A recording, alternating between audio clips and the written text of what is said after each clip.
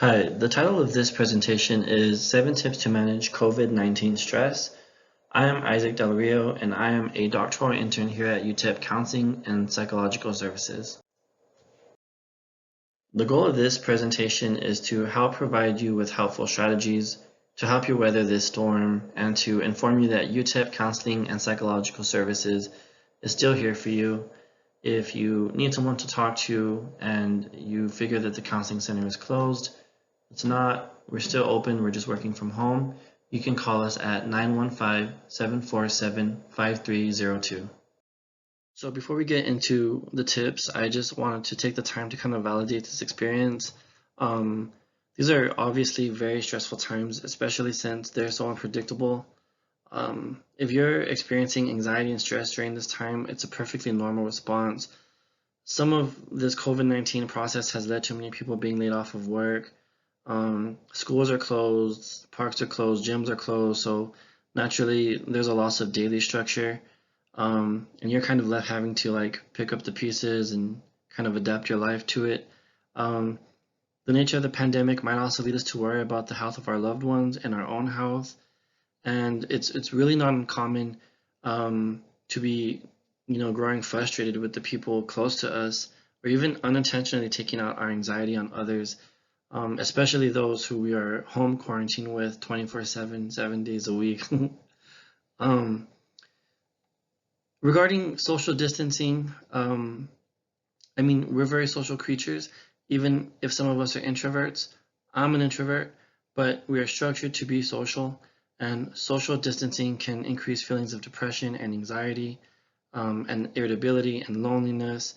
But more applied to what you might be feeling is it can also decrease motivation and concentration for those of you who are trying to focus on your online classes but just can't, or trying to find the motivation to get up and do something different. You might hit some of these struggles. And so I just wanted to take the time to kind of validate any type of stress that you might be feeling and kind of, normalize that experience. I can assure you that a lot of people are feeling a variety of different things right now. Tip number one, create daily structure. Map out your day and stick. Recreating daily structure is tip number one because it is the most important strategy, in my opinion, in managing stress during these times, and it'll help you implement the other tips in this presentation. Planning out your day is kind of symbolic in a way because it allows you to create your own certainty and expectations. It can help you regain a sense of purpose, and as a result may help you feel more organized and resilient to change. I would recommend planning out your day hourly with tasks and leisure time. It might also be beneficial if you can do this the night before for two reasons. For one, so that your daily schedule is relevant and up to date. You know what you have to do the next day. But also, a lot of times, some of us carry that to-do list as we approach nighttime, and simply writing it down and planning it out gives you a plan of attack for the next day. It might reduce some of your anxiety and also kind of externalizes that, puts it out on a piece of paper so you don't have to be carrying it in your head as you're trying to go to sleep. But anyway, if you take a look at the example phone screen to your right, you will notice that waking up is scheduled, meals are scheduled, homework is scheduled, etc. This approach limits the potential for anxiety, in my opinion, because you have a structured day. Starting your day with the idea of, let's see what happens today. I'm going to wake up a little bit late because I don't have anything to do.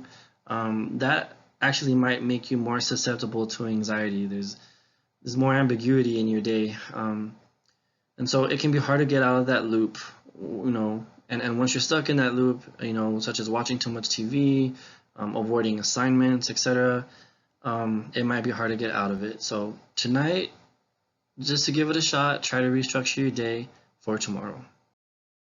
Tip number two, try hard to relax. Try to engage in one relaxing activity each day for at least 20 to 30 minutes. I did put the words try hard because engaging in relaxation requires a bit of effort, believe it or not. And like if you throw yourself on the couch, it feels good and relaxing, but it's not quite at that self-care level of relaxation that I'm talking about with this tip. Um, Simply finding the time to relax and validating that you need relaxation is hard in itself as well. So that's understandable. So how do you know if you're engaging in relaxation? Ask yourself, does it do any one of the following?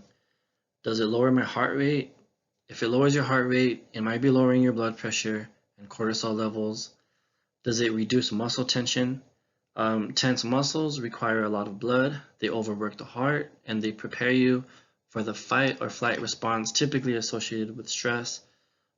Simply relieving muscle tension can alleviate stress without even addressing any of the psychological stress just yet. So, reducing muscle tension, that's a big one. Does it slow or ease my thoughts? Soothing and slowing thoughts reduce stress and anxiety and can help you feel more clarity in the moment. Here are some ideas for relaxation. You could soak in a warm bath with Epsom salt for 20 minutes. This has been shown to reduce muscle tension. You can also try to engage in deep breathing. This is probably the most important relaxation activity, just because there's so many health benefits to it. I mean, that in itself even releases endorphins and reduces blood pressure and things like that. And there are several apps for this. Engage in a self massage. Roll your back on a tennis ball while laying down. Stretch your muscles. YouTube has some tutorials on how to do that. Read a book, listen to a book, engage in progressive muscle relaxation. That kind of just involves you tensing up your muscles for a bit of time and then releasing that tension. It's good for muscle tension. Learn Tai Chi. That's really good for mind, body, and all of the above, really. Like Tai Chi is all about well-being, and YMCA has some pretty cool tutorials that they made available to the public for those who are stuck at home and trying to stay active. So I encourage you to check that out. Um, you can also listen to relaxing music or nature sounds and engage in meditation if that's for you. So tip number 3 is getting some exposure to sunlight. This depends, of course, on your tolerance for sunlight, but the main point here is to get out of your home and get some sun. Try to absorb anywhere from 10 to 30 minutes of sunlight each day. So, I mean, one of the biggest losses that occur in our daily lives with home quarantine is limited exposure to being outdoors. I think, like, if you think about it, you get sunlight walking from class to class. You're exposed to sunlight walking from your car to school, from your parking lot to the grocery store, um, you know, things like that. And so I know that people don't typically place sunlight and stress in the same sentence, but obtaining sunlight plays a large role in our mental health. Sunlight is a free, natural source of stress relief, believe it or not, and it's been found to increase serotonin levels. I don't know if you've heard of seasonal affective disorder, but it's a real thing, and sunlight affects mood. Um, it decreases anxiety, it decreases depression and stress. It might promote better sleep hygiene. It does something to your cortisol levels, believe it or not. So don't be discouraged in obtaining sunlight as we get closer to summer because it will start getting warmer. But I mean, try to work in 10 to 30 minutes of sunlight daily into your schedule, and you can get creative with it. You can do assignments in the front yard, in the backyard. You can take the dog for a walk. I don't really know, even if it's just sitting out there. Think of any way you can to get some sunlight into your day and try to work that into your schedule that we talked about in tip 1.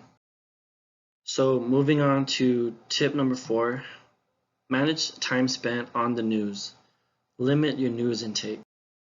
So managing time spent on the news, news keeps us informed, but constantly checking can raise anxiety. I mean, you see constant updates on the new cases of COVID. They even have like maps now, And obviously news is constantly changing, and so it's perfectly common to feel a need to stay informed and to have a curiosity to open links to articles that you haven't read yet.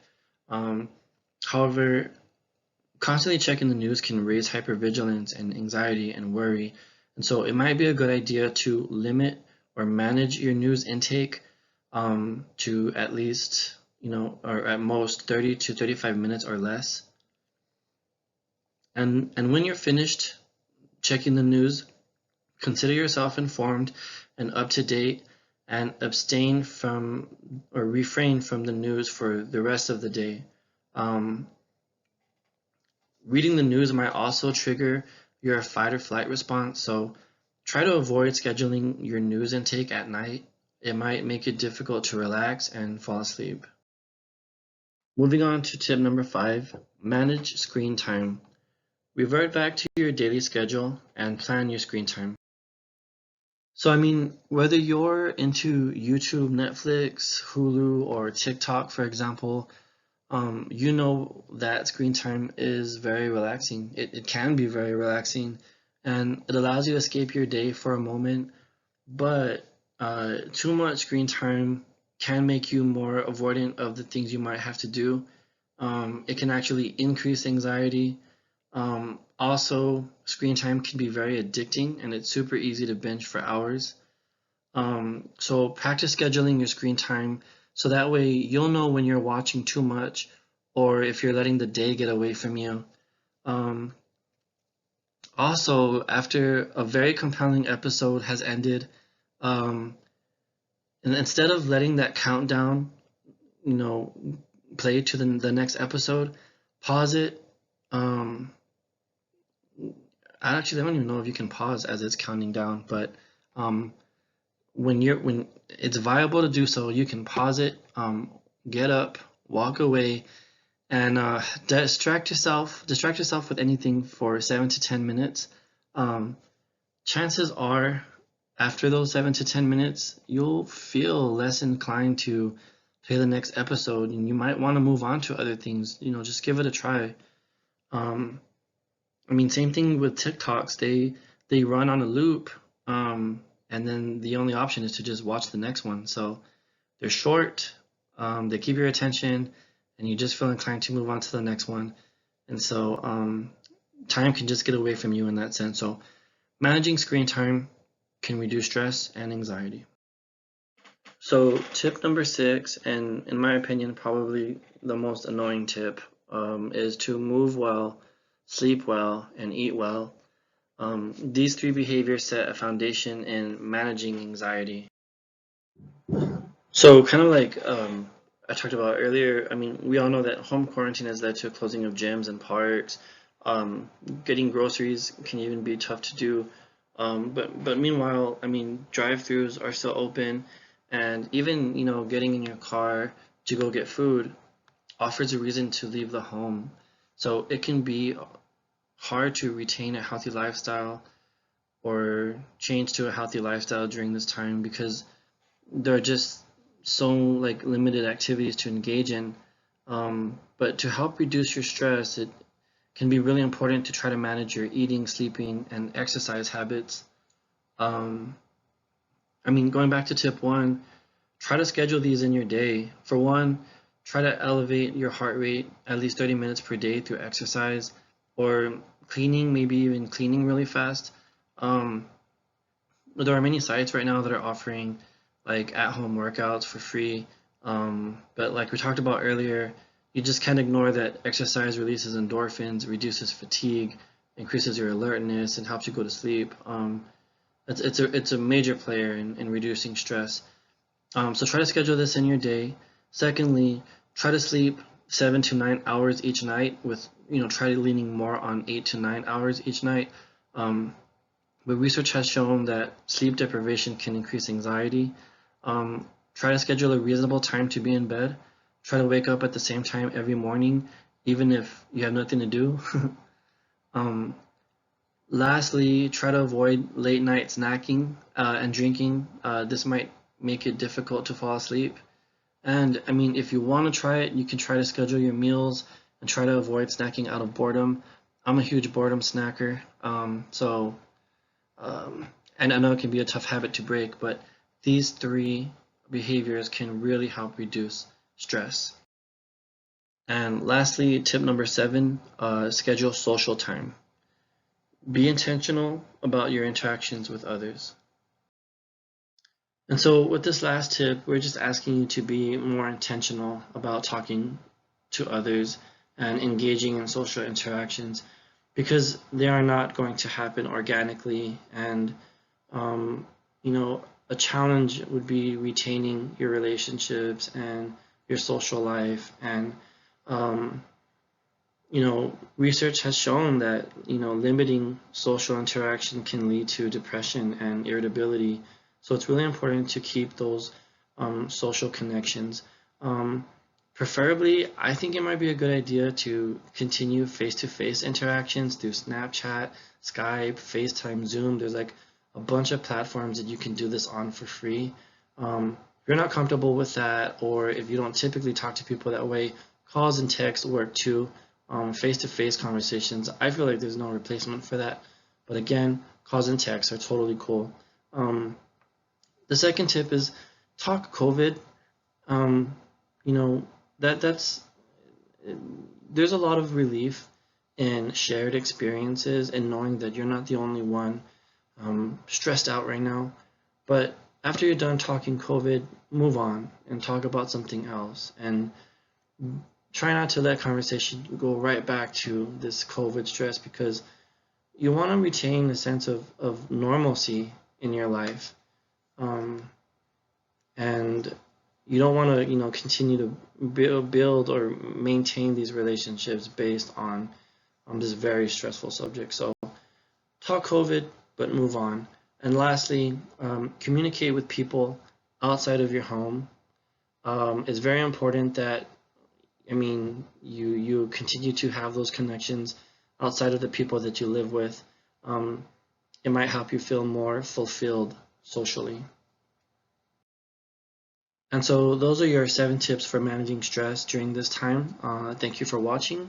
And again, please know that CAPS is here for you. If you need to talk to anyone, feel free to call us at 915-747-5302. Thank you.